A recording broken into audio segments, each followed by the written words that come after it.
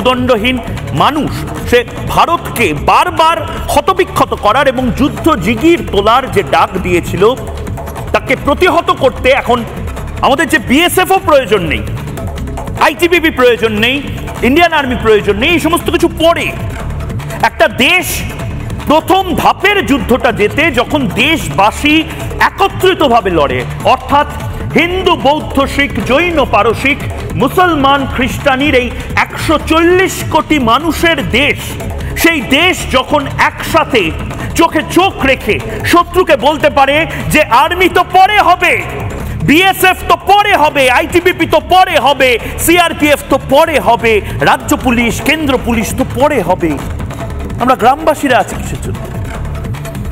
আমার মাটি আমার মা জেহাদিদের হবে না। রক্ত দিয়ে কেনা মাটি আমরা বলেছিলাম, রক্ত দিয়ে কেনা মাটি, রক্ত দিয়ে পাওয়া মাটি, এই ভারত বঙ্গভূমি, এই ভারতবর্ষ, তার আমার জায়গায় আমি কি করব সেটা তো আমার দায়িত্ব, আমার হেডেক, আমার মাথা ব্যথা। বাংলাদেশ কোন হরিদাস পাল যে বাংলাদেশ আমাকে শেখাবে যে আমি আমার জমিতে কি করব?